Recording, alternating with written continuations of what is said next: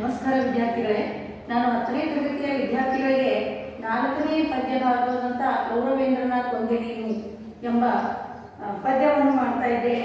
ಕುಮಾರವ್ಯಾಸ ಬರೆದ ಕರ್ನಾಟ ಭಾರತ ಕಥಾಮಂಜರಿಯ ಮಹಾಕಾವ್ಯದ ಉದ್ಯೋಗ ಪರ್ವದಿಂದ ಕೌರವೇಂದ್ರನ ಕೊಂದೆ ನೀನು ಎಂಬ ಪದ್ಯಭಾಗವನ್ನು ಆಯ್ಕೆ ಮಾಡಿಕೊಳ್ಳಲಾಗಿದ್ದು, ಈ ಕೌರವೇಂದ್ರನ ಕೊಂದೆ ನೀನು ಅಂತ ಯಾರು ಹೇಳ್ಯಾರ ಅಂತ ಹೇಳಿ ನಾನು ಮತ್ತೆ ಹೇಳ್ತಾ ಇದ್ದೀನಿ. ಈ ಮಾತನ್ನ ಕೃಷ್ಣ ದುರ್ಯೋಧನ ಕೃಷ್ಣನಿಗೆ ಹೇಳಿದ್ದಾನೆ. ಯಾವ ಸಂದರ್ಭದಲ್ಲಿ ಅಂದ್ರೆ ನಿಮಗೆ ಗೊತ್ತು. ಯಾವ ಸಂದರ್ಭದಲ್ಲಿ ಅಂತಂದ್ರೆ ಮಹಾಭಾರತ ಕುರುಕ್ಷೇತ್ರದ ಯುದ್ಧ ಪ್ರಾರಂಭ ಆಗ್ಬೇಕು ಅಂತ ಹೇಳಿ ಆಗಿರ್ತದ. ಸಂಧಾನಕ್ಕಾಗಿ ಕೃಷ್ಣ ಏನ್ ಮಾಡ್ತಾನಪ್ಪ ಅಂದ್ರೆ, ಮಹಾಭಾರತದಲ್ಲಿ ಪಾಂಡವರ ವನವಾಸ ಮುಗಿಸ್ಕೊಂಡು ಬಂದಾದ್ಮೇಲೆ ವನವಾಸಕ್ಕೆ ರೆಡಿ ಆಗಿರ್ತಾರೆ. ವನವಾಸ ಮುಗಿಸ್ಕೊಂಡು ಬಂದಿರ್ತಾರ. ಕೃಷ್ಣ ಸಂಧಾನಕ್ಕೆ ಹೋಗ್ತಾನ. ಕೃಷ್ಣ ಸಂಧಾನ ವಿಫಲವಾಗ್ತದ. ವಿಫಲವಾದ್ಮೇಲೆ ಅಲ್ಲೇನಾಗ್ತದಪ್ಪ ಅಂದ್ರೆ ಯುದ್ಧನೇ ಘೋಷಣೆ ಆಗ್ತದ. ಹಾಗಾಗಿ ಯುದ್ಧ ಕೃಷ್ಣ ಏನು ವೈರಿಯನ್ನ ಸದಿಪಡಿಸಬೇಕಾದ್ರೆ ತಂತ್ರಕ್ಕೆ ಪತಿತಂತ್ರವನ್ನ ಹಣಿಯಬೇಕು ಅಂತ ಹೇಳಿ ಏನ್ ಮಾಡ್ತಾನ್ರಿ ಅಂದ್ರೆ ವೈರಿಗೆ ಶತ್ರುವಿಗೆ ಬಲ ಕೊಡುವಂತ ವಿವಿಧ ಆಯಾಮಗಳನ್ನ ಮುರಿಯುವ ಉದ್ದೇಶದಿಂದ ಏನ್ ಮಾಡ್ತಾನ್ರಿ, ಫಸ್ಟ್ ಸಂಧಾನಕ್ಕೆ ಹೋದಾಗ ವಿದುರನನ್ನ ಅಂದ್ರೆ ವಿದುರ ಮೇಲೆ ಹೋಗ್ತಾನ. ದುರ್ಯೋಧನ ಕೋಪದಿಂದ ಬೈದಾಗ ವಿದುರದಿಂದ ವಿಮುಖನಾಗ್ತಾನೆ. ಕೊನೆಗೆ ಇನ್ನೊಂದು ದುರ್ಯೋಧನನ ಇನ್ನೊಂದು ಶತ್ರುವಾಗಿರುವಂತಂದ್ರೆ ದುರ್ಯೋಧನನ ಇನ್ನೊಬ್ಬ ಬಲಶಾಲಿ ಸೈನಿಕನಾಗಿರುವಂತ ದುರ್ಯೋಧನನ ಬತ್ತಳಿಕೆಯಲ್ಲಿ ಇದ್ದಂತ ಇನ್ನೊಂದು ಶ್ರೇಷ್ಠವಾದ ಬಾಣ ಯಾವುದಂದ್ರೆ ಕರ್ಣ. ಪಾಂಡವರನ್ನು ಕೊಲ್ಲಬಲ್ಲಂತ ಮತ್ತೋರ್ವ ಶಕ್ತಿಶಾಲಿ ಅಂದ್ರೆ ಕರ್ಣನಾಗಿದ್ದರು. ಹಾಗಾಗಿ ಆ ಕರ್ಣನನ್ನ ಕಟ್ಬೇಕಾಗ್ಯಾವ, ಕೈ ಕಟ್ಟಾಕ್ಬೇಕಾಗ್ಯಾವ. ಕರ್ಣನ್ಗೆ ಕೈ ಕಟ್ಟಾಕ್ಬೇಕಾಗ್ಯಾವ. ಹಾಗಾಗಿ ಕರ್ಣ ಯಾರು ಅಂತ ಕೃಷ್ಣನ್ ಗೊತ್ತಿತ್ತು, ಯಾರು ಕುಂತಿಪುತ್ರ. ಆ ವಿಷಯ ಕರ್ಣನಿಗೆ ಗೊತ್ತಿರಲಿಲ್ಲ. ಕರ್ಣನಿಗೆ ತಿಳಿಸುವ ಉದ್ದೇಶದಿಂದ ಒಂದು ವೇದಿಕೆಯನ್ನು ಸಿದ್ಧಪಡಿಸಿ ಅವನನ್ನ ಒಂದ್ ಕಡೆ ಕರ್ಣನನ್ನು ಮಾತ್ರ ಕರೆಸಿಕೊಂಡು ಅವನನ್ನ ಆತ್ಮೀಯತೆಯಿಂದ ಮಾತಾಡಿಸಿ ತನ್ನ ಪಕ್ಕದಲ್ಲಿ ಕೂರಿಸ್ಕೊಂಡು ಅವನಿಗೆ ಒಂಥರ ಆತ್ಮೀಯತೆ ತೋರಿಸ್ತಾನೆ. ಈಗ ಕರ್ಣನಿಗೆ ಮುಜುಗರ, ಏನಪ್ಪಾ ಎಂದಿಲ್ಲದೆ ಕೃಷ್ಣ ಇವತ್ತು ಇಷ್ಟೊಂದು ಯಾಕೆ ಸಲಿಗೆಯನ್ನು ವರ್ತಿಸ್ತಿದ್ದಾನೆ, ನನ್ನ ಜೊತೆ ಹೀಗಾಕಿದ್ದಾನೆ. ಆಮೇಲೆ ಅವನೇ ಹೇಳ್ತಾನೆ, ಬೇಡ ಕೃಷ್ಣ, ನಾನು ನೀನು ಸರಿಸಮ ಕೂಡುವಂತವನಲ್ಲ, ನನ್ಗೆ ಏನಿದ್ರು ನಿನ್ನ ಪಾತ್ರದಲ್ಲಿ ಸೇವೆ ಮಾಡ್ಬೇಕಷ್ಟೇ ಮಾಡಿದ್ದೀನಿ ಅಂತ ಹೇಳ್ತಾನೆ. ಹೇಳಿದಾಗ ಇಲ್ಲ ನನಗೆ ನಿನ್ನಲ್ಲಿ ಪಾಂಡವರಲ್ಲಿ ಗೌರವರಲ್ಲಿ ಭೇದವಿಲ್ಲ, ನೀವೆಲ್ಲರೂ ಒಂದೇ ನನಗೆ ಅಂತ ಹೇಳ್ತಾನೆ. ನೀನು ಭೂಮಿಯ ಒಡೆಯಲಿದ್ಯಪ್ಪ, ನೀನ್ಯಾಕ ನನಗೆ ಸಮಾನ ಅಂತಂದಾಗ ಕರ್ಣನಿಗೆ ಭಯ ಆಗ್ತದೆ. ಇದೇ ನೀನು ಕೃಷ್ಣ ನನಗೆ ಮೇದಿನಿಪತಿ ಅಂತ ಕರಿತಾ ಇದ್ದಾನಲ್ಲ ಅನ್ಕೊಂಡು ಆಮೇಲೆ ಅವನಿಗೆ ಅವನ ಜನ್ಮರಹಸ್ಯವನ್ನು ಹೇಳ್ತಾನ. ಇಲ್ಲ, ನೀನು ಕುಂತಿ ಪುತ್ರನಿದ್ದೀಯಾ, ಕುಂತಿಗೆ ಫಸ್ಟ್ ಮಗನು ನೀನೇ, ಆಮೇಲೆ ಆ 3 ಜನ ಪಾಂಡವರು ಮಾತೆಯಲ್ಲಿ ಅಶ್ವಿನಿ ದೇವತೆ ಆ ಸ್ವರಬಲದಿಂದ ನಕುಲ ಸಹ ದೇವರು ಹುಟ್ಟ್ಯಾರ ಅಂತ ಅವನ ಜನ್ಮರಹಸ್ಯವನ್ನು ಹೇಳಿ ಅವನಿಗೆ ಆ ವಿಷಯಗಳನ್ನು ನೋಡುತ್ತಾನೆ. ನೋಡು ಕರ್ಣ, ನೀನು ಕುಂತಿ ಪುತ್ರ, ಇಡೀ ಗೌರವ ಪಾಂಡವರಿಗೆ ನೀನೇನು ಹಿರಿಯ. ನೀನು ಮನಸ್ಸು ಮಾಡಿದ್ರೆ ಹಸ್ತಿನಾಪುರ ಮತ್ತು ಇಂದ್ರಪ್ರಸ್ಥ 2 ಸಾಮ್ರಾಜ್ಯದ ಒಡೆಯನಾಗಿರ್ಬೋದು. ಈ ಕಡೆ ಪಾಂಡವರು, ಈ ಕಡೆ ಕೌರವರನ್ನು ಗೌರವಿಸ್ತಾರ. ಅವ್ರಿಬ್ಬರ ನಡುವೆ ಸಿಂಹಾಸನದ ಮೇಲೆ ಕೂತು ಅವ್ರ 2 ಕಡೆಯಿಂದ ಸೇವೆ ಮಾಡಿಸ್ಕೋ. ಅದನ್ನ ಬಿಟ್ಟು ಆ ಗೌರವೇಂದ್ರನ ಹತ್ರ ಹೋಗಿ ಜಿಯ ಒಡೆಯ ಅಂತ ಹತ್ರ ಕೈ ಚಾಚೋದು ಎಷ್ಟು ಸರಿ. ಮನಸ್ಸು ಮಾಡಿದ್ರೆ ನಿನಗೆ ಎಡದ ಮೈಯಲ್ಲಿ ಅಂದ್ರೆ ಎಡದ ಪಕ್ಕದಲ್ಲಿ ಎಡಭಾಗದಲ್ಲಿ ಕೌರವರು, ಬಲಭಾಗದಲ್ಲಿ ಪಾಂಡವರು ಬಂದು ಮಾಧವರು ಯಾದವರು ಎಲ್ಲರೂ ಬಂದು ನಿನಗೆ ಅಂತ ಕರೀತಾರ, ಒಡೆಯ ಭೂಪತಿ ಅಂತಾರೆ. ಅದನ್ನ ಬಿಟ್ಟು ನೀನು ಕುರುಪತಿ ಹತ್ರ ಹೋಗಿ ಜಿಯ ಪ್ರಸಾದ ಎಷ್ಟು ಸರಿ ಅಂತ ಹೇಳ್ತಾರೆ. ಈ ಮಾತು ಸಾಮಾನ್ಯರು ಯಾರೋ ಕೇಳಿದ್ರಂದ್ರ ಏನಾಗ್ತಿತ್ತಪ್ಪ ಅಂದ್ರೆ ಖುಷಿ ಪಡ್ತಾ ಇದ್ರು.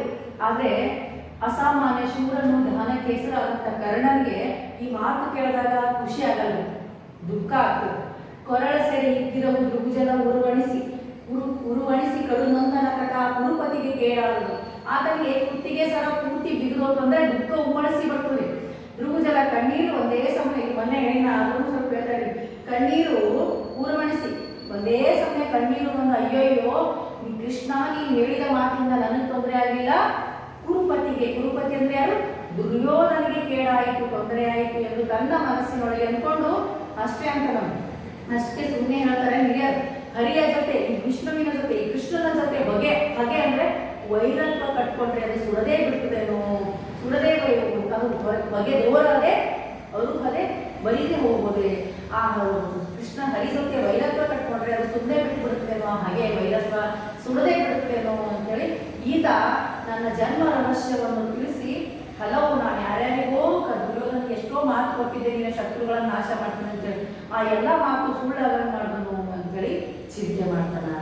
ಅವಾಗ ಕೃಷ್ಣ ಏನು ಹೇಳ ಈ ಕರ್ಣ ಚಿತ್ತ ಗಾಳಿ ಮನೆ, ಏನು ಹೇಳ ಈ ಎಂಬುದು ಸೇರದೆ ನಿನಗೆ ಹಾನಿ ಇಲ್ಲೆನ್ನಾಣೆ ನುಡಿ ನುಡಿ ಮೌನವೇತಕ್ಕೆ ಮರುಳುತನದ ಬೇಡಾನ ನಿನ್ನ ಪದಸೆಯ ಬಯಸುವನಲ್ಲ ಕೇಳಂದ. ಅವಾಗತನ ಯಾಕೆ ನಾನು ಹೇಳಿರುವ ಮಾತ್ರ ನಿನ್ನ ಖುಷಿ ಕೊಡ್ಬೇಕಾಗಿತ್ತು. ಕೃಷ್ಣ ಅಂತನ ಕರ್ಣಗೆ, ನೋಡು ನೀನು ಕುಂತಿ ಪುತ್ರನಿದ್ಯಾ, ನೀನು ಕೂಡ ಕ್ಷತ್ರಿಯ, ನಾನು ಹೇಳಿರುವ ಮಾತು ನಿನ್ಗೆ ಖುಷಿ ಕೊಡ್ಬೇಕಾಗಿತ್ತು. ಇದೇನು ನಾನು ಎಷ್ಟೆಲ್ಲ ಮಾತಾಡಿದ್ರು ನೀನು ಸುಮ್ಮನೆ ಕುಂತಿದ್ಯಾ? ಚಿತ್ತ ಮನಸ್ಸಿಗೆ ಗ್ಲಾನಿ. ಏನ್ ಚಿಂತೆ ಮಾಡ್ತಾ ಇದ್ದೆ? ಗ್ಲಾನಿ ಅಂದ್ರೆ ಚಿಂತೆ, ಚಿತ್ತ ಅಂದ್ರೆ ಮನಸ್ಸು. ಯಾವುದು ಮನಕ್ಕೆ? ಯಾಕೆ ನಿನಗೆ ಕುಂತಿ ಮಕ್ಕಳ ಕಡೆಯಿಂದ ಬೆಸಕೈಸಿ ಅಂದ್ರೆ ಸೇವೆ ಮಾಡಿಕೊಳ್ಳುವುದು ಇಷ್ಟವಿಲ್ಲವೇ? ಹಾಗಿಲ್ಲ, ನಾನು ಇಲ್ಲಪ್ಪ ಕೃಷ್ಣ ಹಿಂಗೆಲ್ಲ ಏನೇನೋ ಹೇಳಿ ನನ್ನ ಒಯ್ದು ಮೋಸ ಮಾಡ್ತಾನೆ ಅಂತ ಹೇಳಿ ನಿನ್ಗೆ ಏನೂ ತೊಂದರೆ ಮಾಡಲ್ಲ, ನಾನೇ ಮಾಡಿ ಹೇಳ್ತಾ ಇದ್ದೀನಿ, ಮಾತಾಡು. ಮೌನ ಯಾಕ? ಹುಚ್ಚುತನದಲ್ಲಿ ಏನೂ ನಿರ್ಧಾರ ತೆಗೆದುಕೊಳ್ಬೇಡ. ಇನ್ನಾಕದ ನೋಡು ಕರ್ಣ, ನೀನು ಯಾವತ್ತೂ ನಾನು ಕೆಟ್ಟದು ಬಯಸೋವನಲ್ಲ ಅಂತೇಳಿ ಕೃಷ್ಣ ಕರ್ಣನಿಗೆ ಹೇಳ್ತಾನ. ಆ ಸಂದರ್ಭದಲ್ಲಿ ಯಾರೋ ಸಾಮಾನ್ಯರಾಗಿದ್ರೆ ಖುಷಿ ಪಟ್ಟು ನಾನು ಸಾಮ್ರಾಜ್ಯದ ಅಂದ್ರೆ ಇದ್ರದ್ದು ಅರ್ಜುನ ಸಾಮ್ರಾಜ್ಯದ ಒಡೆಯ ಆಗ್ಬೋದು ಹಾಗೆ. ಬಟ್ ಆ ಆಮಿಷಗಳನ್ನು ಒಡ್ಡಿದ್ರು ಎಲ್ಲ ರೀತಿ ಹೇಳಿದ್ರು ಕರ್ಣನ ಮನಸ್ಸಿಗೆ ಹೇಳಲಾಗದಷ್ಟು ನೋವಾಗ್ತದೆ. ಅವನ ಜೀವವೇ ಹಿಂಡುವಂತ ನೋವಾಗ್ತದೆ. ಅವನೇನಂತ ನೋಡ್ರಿ ಕರ್ಣ ಕೃಷ್ಣನ್ಗೆ ಏನ್ ಹೇಳ್ತಾನ? ಮರುಳ ಮಾಧವ ಮಹಿಯ ರಾಜ್ಯದ ಸಿರಿಗೆ ಸೋಲುವನಲ್ಲ ಕೌಂತೆಯರು ಸುಯೋಧನರೆನೆಗೆ ಬೆಸಕೈವಲ್ಲಿ ಮನವಿಲ್ಲ, ಹೊರೆದ ದಾತಾರಂಗೆ ಹಗೆವರ ಸಿಡವ ನರಿದು ಒಪ್ಪಿಸುವ ಎಂಬಿ ಬರದೊಳಿದ್ದೇನೆ, ಕೌರವೇಂದ್ರರ ಕೊಂದೆ ನೀನು.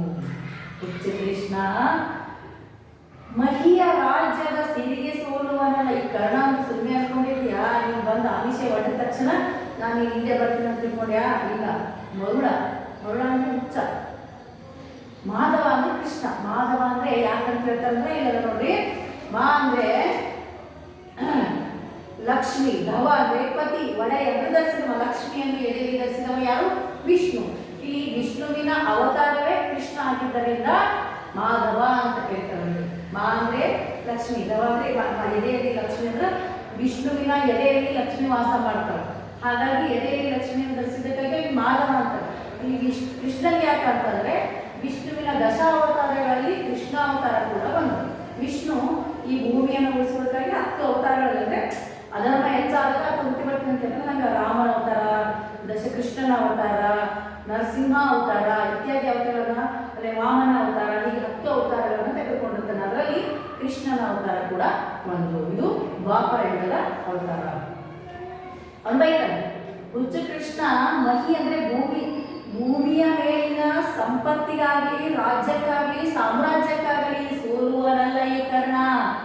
ಮರುಳ ಮಾಧವ ಹುಚ್ಚು ಕೃಷ್ಣ ಕೇಳಿ, ಮಹಿಯ ರಾಜ್ಯ ಭೂಮಿಯ ಮೇಲಿನ ಸಂಪತ್ತಿಗಾಗಿ, ಸಾಮ್ರಾಜ್ಯಕ್ಕಾಗಿ, ಸಿಂಹಾಸನಕ್ಕಾಗಿ ಸೋಲುವನಲ್ಲ ಈ ಕರ್ಣ.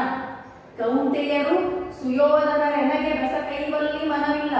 ನನಗೆ ಕುಂತಿಯ ಮಕ್ಕಳ ಕೈಗೆ ಆಗಲಿ, ಸುಯೋಧನ ಅಂದ್ರೆ ದುರ್ಯೋಧನನ ಕೈಯಾಗಲಿ ಸೇವೆ ಮಾಡಿಸಿಕೊಳ್ಳಲು ಸ್ವಲ್ಪವೂ ಇಷ್ಟವಿಲ್ಲ. ಕೇಳು ಕೃಷ್ಣ, ಹುಚ್ಚು ಕೃಷ್ಣ ಮಹಿ ಭೂಮಿಯ ಮೇಲಿನ ಸಂಪತ್ತಿಗಾಗಲಿ, ರಾಜ್ಯಕ್ಕಾಗಲಿ ಸೋಲುವನಲ್ಲ. ನನಗೆ ಕೌಂತೆಯರು ಅಂದ್ರೆ ಕುಂತಿ ಪುತ್ರರು, ಕುಂತಿ ಮಕ್ಕಳ ಕೈಯಾಗಲಿ, ಸುಯೋಧನ ಅಂದ್ರೆ ಇಲ್ಲಿ ದುರ್ಯೋಧನ ಕೈಯಾಗಲಿ ಬೆಸಕೈಯಲ್ಲಿ, ಬೆಸಕೈ ಅಂದ್ರೆ ಸೇವೆ ಮಾಡಿಸಿಕೊಳ್ಳಲಿ ಸ್ವಲ್ಪವೂ ಇಷ್ಟವಿಲ್ಲ. ನನ್ನಲ್ಲಿ ಇದ್ದಿದ್ದು ಒಂದೇ ಆಸೆ ಏನಂದ್ರೆ ಹೊರೆದ ದಾತಾರಂಗೆ. ಹೊರೆದ ಅಂತ ಕಾಪಾಡಿದ ಅಂದ್ರೆ ಯಾರಿಗೆ? ಯಾರು ಕಾಪಾಡಿದ್ರು? ನೀ ಕಷ್ಟ ಕಾಲದಾಗ ಯಾರು ಕಾಪಾಡಿದ್ರು? ದುರ್ಯೋಧನ.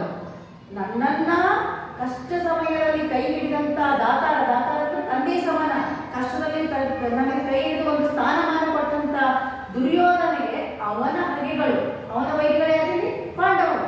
ಅವನ ಶತ್ರುಗಳ ಯುದ್ಧ ಮಾಡಿ ಶಿರವನ್ನರಿದು ಅವನ ದುರ್ಯೋಧನನ ಶತ್ರುಗಳನ್ನ ಜೊತೆ ಯುದ್ಧ ಮಾಡಿ ಅವರ ಶಿರವನ್ನು ತಂದು ಒಪ್ಪಿಸುವನೆಂಬ ಭರದಲ್ಲಿ, ಖುಷಿಯಲ್ಲಿ, ಹುಮ್ಮಸ್ಸಿನಲ್ಲಿದ್ದೆ. ಆದರೆ ನೀನು ನನ್ನ ಜನ್ಮ ರಹಸ್ಯವನ್ನು ತಿಳಿಸಿ ನನ್ನನ್ನು ಸಾಯಿಸಲಿಲ್ಲ, ನೀನು ದುರ್ಯೋಧನನ ಕೌರವೇಂದ್ರನ ಕೊಂದೆ ನೀನು.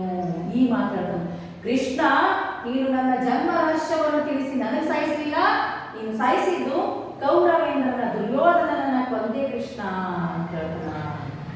ನೋಡಿ, ವೀರ ಕೌರವರಾಯನೇ ದಾತಾರನಾಥನ ಹಗೆಯ ಹಗೆ, ಕೈವಾರವೇ ಕೈವಾರವಾದಂತನು ಕುರು ನೃಪತಿ ಶೌರಿ ಕೇಳೈ, ನಾಳೆ ಸಮರದ ಸಾರದಲ್ಲಿ ತೋರುವೆನು ನಿಜ ಭುಜ ಶೌರ್ಯದ ಸಂಪತ್ತನವನ್ನು ಪಾಂಡುತನೆಯರಲ್ಲಿ.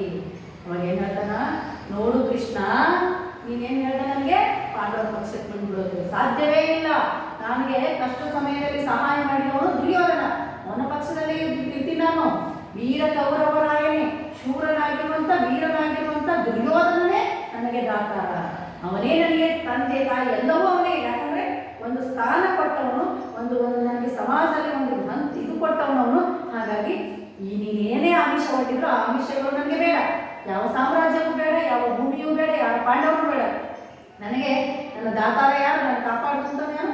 ವೀರ ಕೌರವ, ವೀರನಾದಂಥ ಶೂರನಾದಂಥ ದುರ್ಯೋಧನನೇ ದಾತಾರ. ಆತನೇ ನನಗೆ ದಾತಾರ, ಕಾಪಾಡಿದಂಥವನು. ಆತನ ಹಾಗೆ ಅವನಿಗೆ ಯಾರು ಶತ್ರುಗಳವರೋ ಅವರು ನನಗೆ ಶತ್ರುಗಳು. ಆತನ ಹಾಗೆ ಅಂದ್ರೆ ವೈರಿ. ಅವನಿಗೆ ಯಾರು ವೈರಿಗಳವರು ಅವರು ನನಗೆ ವೈರಿಗಳು. ಕೈವಾರೇ ಇನ್ನೇನಂತೆ, ಹೋಗಿ ಹೋಗಿ ಆ ದುರ್ಯೋಧನ ಇಷ್ಟೆಲ್ಲ ಸಾಮ್ರಾಜ್ಯ ಇಟ್ಕೊಂಡು ಆ ದುರ್ಯೋಧನ ಹತ್ರ ಹೋಗಿ ಮುಖ ಸುತ್ತಿ ಮಾಡ್ತೀವಿ, ಅವನನ್ನು ಹೊಗಳ್ತೀವಿ, ಅವನ ಅಡ್ಡೆ ಕೇಳಿಸ್ತೀವಿ, ಜಿಯಾ ಅಂತ ನಿಲ್ಲುತ್ತೆ ಅಂತಿಲ್ಲ. ನನಗದೇನಿಲ್ಲ, ಕೈವಾರವೇ ಅವನ ಮುಖ ಸುತ್ತಿ ಮಾಡೋದು. ಕೈವಾರ ಅಂದ್ರೆ ಮುಖ ಸುತ್ತಿ, ಅವನು ಹೊಗಳೋದಲ್ಲ, ಆ ಹೊಗಳೋದೇ ನನಗೆ ಇಷ್ಟದ ಕೆಲಸ. ಕೈವಾರವೇ ಕೈವಾರ ಅಂತೇನು, ಅವನ ಮುಖ ಸುತ್ತಿಯೇ ನಾನು ಮಾಡ್ತೀನಿ. ಅವನ ಕೈವಾರ ಅಂದ್ರೆ ನಾನು ಇಲ್ಲ, ನಾನು ಅವನ ಮುಖ ಸುತ್ತಿ ಮಾಡ್ತೀನಿ, ಅವನನ್ನೇ ಜಪಿಸ್ತೀನಿ. ಕುರು ನೃಪತಿ ಕೈವಾರವಂತೆನು, ಅವನ ಮುಖ ಸುತ್ತಿಯೇ ನನಗೆ ಆ ಕುರು ನೃಪತಿ. ಕುರು ಅಂದ್ರೆ ಕೌರವ ವಂಶದ, ನೃಪತಿ ಅಂದ್ರೆ ಅರಸ. ಕೌರವ ವಂಶದ ದುರ್ಯೋಧನನ ಸುತ್ತಿಸುವುದೇ ಕೆಲಸ ನನಗೆ. ಯಾಕ ಶೌರಿ ಕೃಷ್ಣ ಕೇಳು, ನಾಳೆ ಸಮರದಲ್ಲಿ, ನಾಳೆ ಪ್ರಾರಂಭವಾಗುವ ಕುರುಕ್ಷೇತ್ರ ಯುದ್ಧದಲ್ಲಿ ತೋರುವೆನು ನನ್ನ ನಿಜ ಭುಜ. ನಾಳೆ ಯುದ್ಧ ಪ್ರಾರಂಭ ಆಗ್ತದಲ್ಲ, ಆ ಒಂದು ಸಮರದಲ್ಲಿ, ಯುದ್ಧದಲ್ಲಿ, ಕಾಳಗದಲ್ಲಿ ಈ ಕರ್ಣನ ನಿಜ ಭುಜ, ಈ ಕರ್ಣನಿಗಿರುವ ಶೌರ್ಯದ ಸಂಪತ್ತನ್ನ, ನೀನು ಯಾವ ಸಾಮ್ರಾಜ್ಯದ ಸಂಪತ್ತು ಆಶೆ ಮಾಡ್ತಿಲ್ಲ, ಆ ಸಾಮ್ರಾಜ್ಯದ ಸಂಪತ್ತನ್ನ ಧಿಕ್ಕಾರ ಮಾಡಿ ನನಗಿರುವಂತ ಶೌರ್ಯದ ಪ್ರತಾಪದ ನಿಜಭುಜ ಸಂಪತ್ತನ್ನ ಪಾಂಡುರಾಜನ ಮಕ್ಕಳಿಗೆ ಈ ಕರ್ಣ ಏನು ಅನ್ನೋದನ್ನ ತೋರಿಸಿ ಅವರ ಸೈನಿಕ ಸಮೂಹವನ್ನ, ಆ ಸಂಪತ್ತನ್ನ ನಾಶ ಮಾಡ್ತೀನಿ.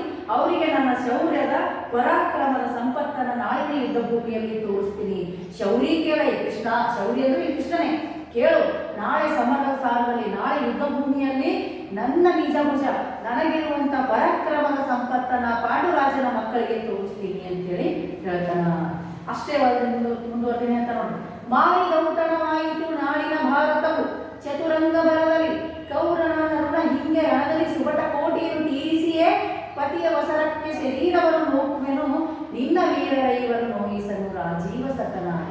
ಒಂದು ಮಾತು ಕೂತಂದ್ರೆ ಕರ್ಣ, ನೋಡು ಕೃಷ್ಣ, ನಾಳೆ ದುರ್ಯೋಧನ ಮುಖ ಸುತ್ತಿ ಮಾಡ್ದಂತ್ಯಾ ಮಾಡಿ, ಆ ಕುರುಪತಿನೇ ನನಗೆಲ್ಲ ಅವನೇ ದಾತಾರ, ಅವನೇ ಕಾಪಾಡಿದಂಥವನು. ಕೃಷ್ಣ ಕೇಳು, ನಿನ್ನ ಪಾಂಡುರಾಜನ ಮಕ್ಕಳಿಗೆ ನನ್ನ ಸಂಪತ್ತನ್ನ, ಶೌರ್ಯದ ಸಂಪತ್ತನ್ನು ನಾಯಿ ತೋರಿಸ್ತೀನಿ. ಮಾರಿ ಔತಣ, ನಾಯಿಗೆ ಯುದ್ಧ ಭೂಮಿಯಲ್ಲಿ ಮಾರಿಗೆ ಔತಣ ಕೊಡ್ತೀನಿ ಅಂತ ಹೇಳ್ತಾನ. ಅರ್ಥ ಏನಪ್ಪ ಅಂದ್ರೆ, ಯುದ್ಧ ಎದಾಗ ಅಲ್ಲಿ ಕೈ ಕಾಲು ತಲೆ ಎಲ್ಲ ಒಬ್ಬಳೆ ಹಿಡಿತಿರ್ತೀವಿ. ಅಂತ ಸಂದರ್ಭದಾಗ ಮಾರಿ ನೋಡ್ಬೇಕು, ಇದೊಂದು ಕಾಲ್ಪನಿಕ ಚಿತ್ರಣ. ಮಾರಿ ಅಂತ ಬರ್ತಾ ಅವಳಿಗೆ ರಕ್ತ ಪಿಪಾಸೋಳು, ರಕ್ತ ಅವಳಿಗೆ ಇಷ್ಟ. ಯುದ್ಧ ಭೂಮಿಯಲ್ಲಿ ಅಷ್ಟೆಲ್ಲ ನಡೆದಂದ್ರ ಅವಳು ರಕ್ತ ಕುಡಿಲಿಕ್ಕೆ ಬಂದೇ ಬರ್ತಾಳ.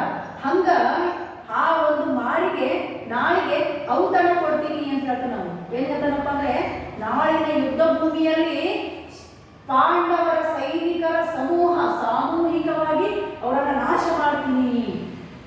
ಮಾರಿ ಔತಣ, ಆ ಮಾರಿಗಳೆಲ್ಲ ಅವಳಿಗೆ ಔತಣ. ಔತಣ ಅಂದ್ರೆ ಏನಪ್ಪ ಅಂದ್ರೆ, ಈಗ ಮದುವೆ ಸಮಾರಂಭದಲ್ಲಿ, ಮದುವೆಗಳಲ್ಲಿ, ರಿಸೆಪ್ಷನ್ದಲ್ಲಿ ಔತಣ ಕೊಡ್ತಾರ ನೋಡ್ರಿ, ಹಂಗ ಆ ಮಾರಿಗೆ ಯುದ್ಧ ಭೂಮಿ ಕಳಿಸ್ತೀನಿ ನಾನು. ಅವಳಿಗೆ ಈ ಹೆಣಗಳ ಔತಣ ಕೊಡ್ತೀನಿ.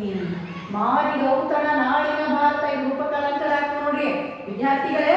ಮಾರಿ ಔತಣವಾಯಿತು ನಾಳಿನ ಭಾರತವು ಬಿಡಿಸಿ. ನಾನು ಆಮೇಲೆ ಹೇಳ್ತೀನಿ ನಿಮ್ಗೆ ಪದ್ಯ, ಹಿಂದಿನ ಗ್ರಾಮರ್ ಟೈಮಿಗೆ ಹೆಂಗೆ ಬಿಡಿಸ್ಬೇಕಂತೇಳಿ ಪ್ರಯತ್ನ ಮಾಡಿ.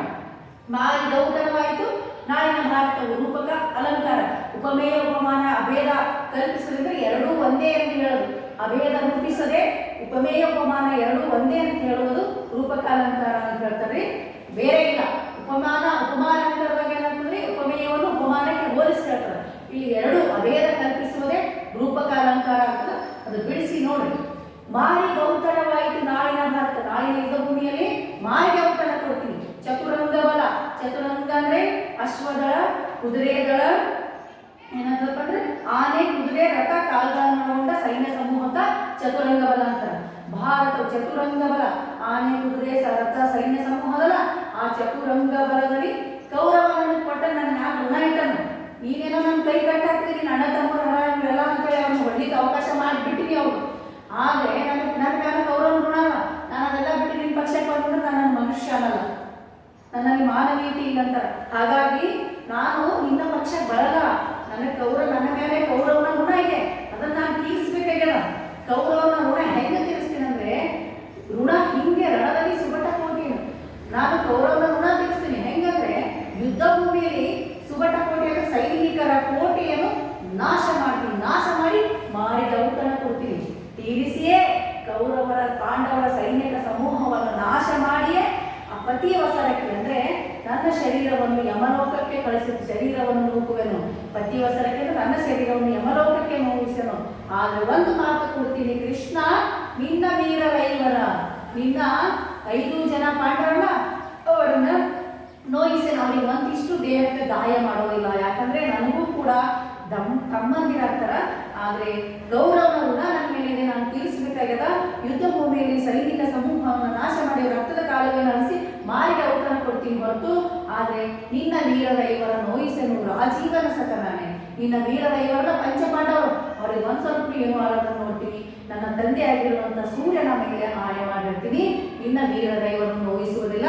ಆದ್ರೆ ಅವರ ಸೈನ್ಯ ಸಮೂಹವನ್ನು ನಾಶ ಮಾಡಿ ಕೌರವನ ಋಣವನ್ನು ತೀರಿಸ್ತೀವಿ. ನೋಡಿ, ಇದು ಕರ್ಣನ ಮಾತು, ಇದು ಕೃತಜ್ಞತೆಯ ಮಾತು. ಯಾಕಂದ್ರೆ ಅವನ ಮನಸ್ಸು ಮಾಡಿದ್ರೆ ಹೋಗಿ ಅವನ ಸಾಮ್ರಾಜ್ಯವನ್ನು ಆಳ್ಬೋದಿತ್ತು, ಅದನ್ನು ಒಪ್ಕೊಳ್ಳಿಲ್ಲ. ಅವನಲ್ಲಿ ಪ್ರಾಮಾಣಿಕತೆ ಇತ್ತು, ಅವನಲ್ಲಿ ಒಂದು ಆತನ ಕಷ್ಟದಲ್ಲಿ ಕಾಪಾಡಿದಂತ ಕೈ ಹಿಡಿಬೇಕಾಗಿತ್ತು. ಹಾಗಾಗಿ ಕರ್ಣ ಏನ್ ಮಾಡ್ತಾನಪ್ಪ ಅಂದ್ರೆ, ಇಲ್ಲ ಕೃಷ್ಣ, ನಾನು ಈ ಪಕ್ಷಕ್ಕೆ ಬರೋದಿಲ್ಲ. ನನಗಾಗಿ ಒಂದು ಸಮಯದಲ್ಲಿ ಕೈ ಹಿಡಿದು ನನಗೆ ಸ್ಥಾನಮಾನ ಕೊಟ್ಟಂತ ದುರ್ಯೋಧನ ಪಕ್ಷದಲ್ಲಿ ಇರ್ತೀನಿ. ಆದರೆ ನೀನು ವೀರರೈವರನ್ನು ನೋಯಿಸೋದಿಲ್ಲ. ನಾನು ನನ್ನ ಕರ್ತವ್ಯ ಪ್ರಜ್ಞೆಯನ್ನು ಮಾಡ್ತೀನಿ. ಅವ್ರ ಜೊತೆ ಗೌರವನ ಜೊತೆ ಇಟ್ಕೊಂಡು ಪಾಂಡವರ ಸೈನ್ಯ ಸಮೂಹವನ್ನು ನಾಶ ಮಾಡ್ತೀನಿ ಅಂತೇಳಿ ತನ್ನ ಕರ್ತವ್ಯ ಪ್ರಜ್ಞೆಯನ್ನು ಬರೆದು ಪ್ರಾಮಾಣಿಕತೆಯನ್ನು ತನ್ನ ಸ್ನೇಹಕ್ಕೆ ಮೋಸ ಮಾಡುವುದಿಲ್ಲ ಅಂತೇಳಿ ಅಲ್ಲಿ ಹೇಳ್ತಿರ್ತಾನ. ಇದು ಕರ್ಣನ ನಿಷ್ಪಕ್ಷಪಾತವಾದಂತಹ ಒಂದು ಇದು ಅಂತ ಹೇಳ್ಬೋದು. ದಕ್ಷತೆ, ಪ್ರಾಮಾಣಿಕತೆ ಜೊತೆಗೆ ಆತನ ಸ್ನೇಹಕ್ಕೆ ಹೆಸರು. ಇದು ಅವನಿಗಿರುವಂತಹ ಒಂದು ಒಳ್ಳೆಯ ಗುಣವನ್ನ, ಮೌಲ್ಯವನ್ನು ಎತ್ತಿ ತೋರಿಸುದ. ವಿದ್ಯಾರ್ಥಿಗಳೇ, ಇದು ಪದ್ಯವಾಯಿತು, ಇದು ಕಂಪ್ಲೀಟ್ ಆಯ್ತು ಪೂರ. ಇದಕ್ಕೆ ಏನ್ ಮಾಡಿ, ಈ ಪದ್ಯಕ್ಕೆ ನೀವು ಗುರುಲಘು ಹಾಕಿ, ಇದು ಗುರುಲಘು ಹಾಕಿ ಯಾವ ಷಟ್ಪದಿ ಹಾಕಿ ಅಂತ ನೋಡಿ ನಾನು ನಿಮಗೆ ಪಾಠ ಮುಗಿದ ಮೇಲೆ ಹಿಂದ ಅಲಂಕಾರದಲ್ಲಿ ನಾಳೆ ಅಲಂಕಾರ ಸ್ಟಾರ್ಟ್ ಮಾಡ್ತೀನಿ. ಛಂದಸ್ಸು ಸ್ಟಾರ್ಟ್ ಮಾಡ್ತೀನಿ. ಆಮೇಲೆ ಯಾವ ಅಲಂಕಾರ ಗೊತ್ತಾಗ್ತದೆ, ಆ ಛಂದಸ್ಸು ಹಾಕ್ತೀರಿ. ಈ ಇಷ್ಟು ಪದ್ಯಕ್ಕೆ ಏನ್ ಮಾಡ್ರಿ, ಕಾಪಿ ಒಳಗ ಗುರುಲಘು ಹಾಕ್ರಿ. ಯಾವ ಛಂದಸ್ಸು ಭಾಮಿನಿ ಆಗ್ತದೆ, ವಾರ್ತಕ ಆಗ್ತದೆ ನೋಡ್ರಿ. ಯಾವ್ದಾದ್ರು ನಾನು ಹೇಳ್ತೀನಿ ನೆಕ್ಸ್ಟ್ ಕ್ಲಾಸಲ್ಲಿ, ನೀವು ಹಾಕಿ ನೋಡಿ ಗಣ ವಿಭಾಗ ಮಾಡಿ ಯಾವ ಛಂದಸ್ಸು ಅಂತ ಮಾಡಿ ಹಾಗೆ ಇನ್ನೊಂದು ಮಾಡಿ ಮಾರಿ ಔತಣವಾಯಿತು ನಾಳಿನ ಭಾರತ ಅಲಂಕಾರ ಒಂದು ಕೂಡ ಬಿಡಿಸಿದ್ರಿ. ಪೂರ್ತಿ ಗುರುಲಘು ಪದ್ಯಕ್ಕ ಯಾವ ಛಂದಸ್ಸು ಹಾಕು ಅಂತ ಬರೀರಿ. ಇದು ಮಾರಿ ಔತಣವಾಯಿತು ನಾಳಿನ ಭಾರತ ಅಲಂಕಾರ, ರೂಪಕ ಅಲಂಕಾರದ ಬಿಡಿಸ್ರಿ. ಉಳಿದಿದ್ದೇನದಪ್ಪ ಅಂದ್ರೆ ಹಿಂದೆ ಛಂದಸ್ಸು ನಾನು ಪ್ರಾರಂಭ ಮಾಡಿ ನಿಮಗೆ ತಿಳಿಸ್ತೀನಿ ಅಂತ ಮುಂದಿನ ಕ್ಲಾಸ್ನಲ್ಲಿ. ಇದಿಷ್ಟು ನಾನು ಕೊಟ್ಟಿರುವಂತ ವರ್ಕ್ ಮಾಡಿ ಮುಂದಿನ ಕ್ಲಾಸ್ನಲ್ಲಿ ಅದರ ಛಂದಸ್ಸು ತಿಳಿಸಿ ಪ್ರಶ್ನೋತ್ತರ ಬಗ್ಗೆ ಅದ್ರ ಬಗ್ಗೆ ಹೇಳ್ತೀನಿ ಅಂತ ಈಗ ಮುಗಿತು. ಧನ್ಯವಾದಗಳು.